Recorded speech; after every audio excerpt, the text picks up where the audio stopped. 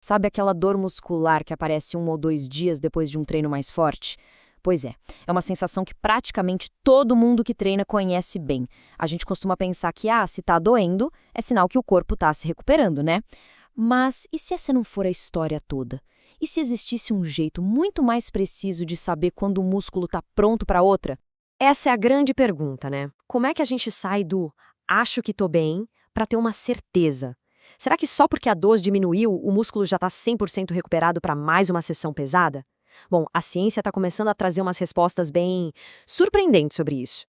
Então, vamos mergulhar nisso.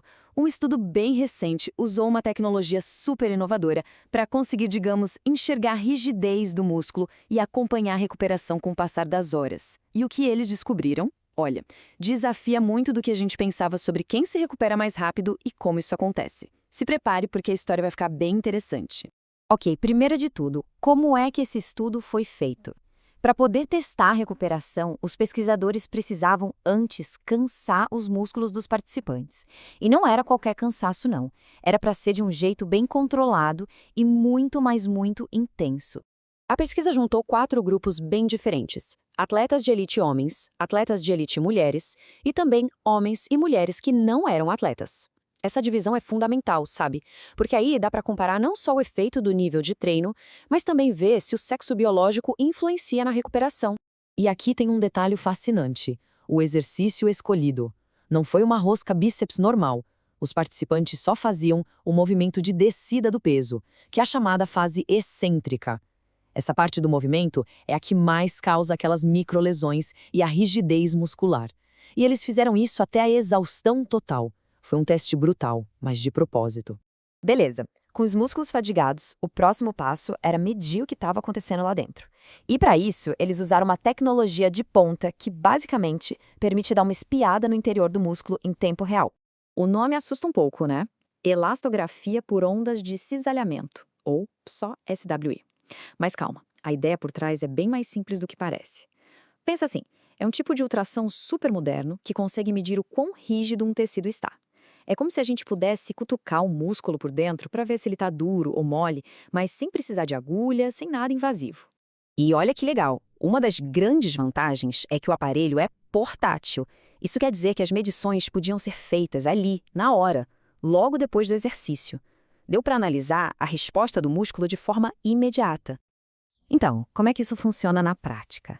Imagina jogar uma pedrinha num lago. Um aparelho manda umas vibrações bem pequenas, umas ondinhas, para o músculo. Aí o ultrassom mede a velocidade com que essas ondinhas viajam. Em um tecido mais rígido, tipo um músculo cansado, as ondas vão mais rápido. Simples e genial, né? Certo, o cenário está montado, a gente tem 4 grupos, um exercício que leva à exaustão e uma ferramenta de alta tecnologia para medir tudo. E aí, quem será que se recuperou melhor? Os atletas homens? As atletas mulheres? Vamos ver o que os dados nos contam. Esse gráfico aqui é a peça-chave. Ele está mostrando a rigidez dos músculos ao longo de 48 horas para cada um dos grupos. A medida usada é quilopascal, mas nem precisa se preocupar com o nome. O importante é entender o seguinte: quanto mais alta a linha no gráfico, mais rígido o músculo, ou seja, mais fadigado ele está. E agora, olha só, a gente chega na descoberta talvez mais impressionante do estudo todo. A linha que representa as atletas de elite, ela mal se mexe. É quase uma linha reta. Pensa bem, elas fizeram um treino brutal até não aguentar mais e mesmo assim a rigidez dos músculos delas quase não mudou. Uma resiliência fora do normal. Já para os homens, tanto os atletas quanto os não atletas, a história foi mais dentro do esperado. A gente vê ali um pico de rigidez logo depois do exercício que indica o cansaço, mas depois de 48 horas os níveis já tinham voltado ao normal. Uma recuperação clara e consistente. Mas o grupo das mulheres que não eram atletas, bom, aí apareceu um verdadeiro quebra-cabeça. A recuperação delas foi totalmente assimétrica. No braço dominante, a rigidez continuava lá em cima, bem alta, 24 horas depois. Já no braço não dominante, a recuperação foi bem mais rápida. Uma diferença enorme e super intrigante entre os dois lados do corpo. Ok, vamos juntar as peças. A gente viu uma resiliência incrível nas atletas, uma recuperação previsível nos homens e esse padrão esquisito e assimétrico nas mulheres não atletas. Mas o que tudo isso quer dizer pra gente no dia a dia? Vamos entender agora.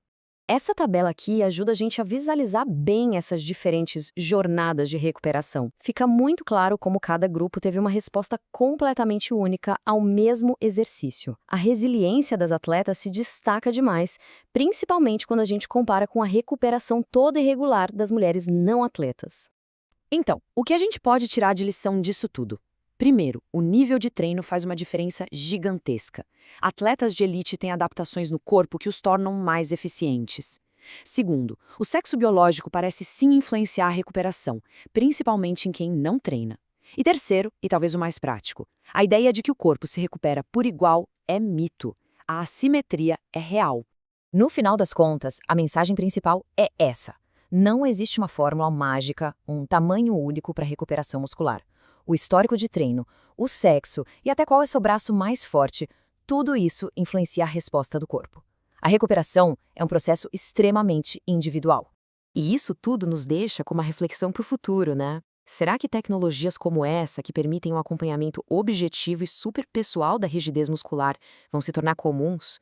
Imagina só ter um plano de treino e descanso baseado não no que a gente sente, mas no que os dados do nosso corpo estão dizendo de verdade? É, sem dúvida, algo para a gente ficar de olho.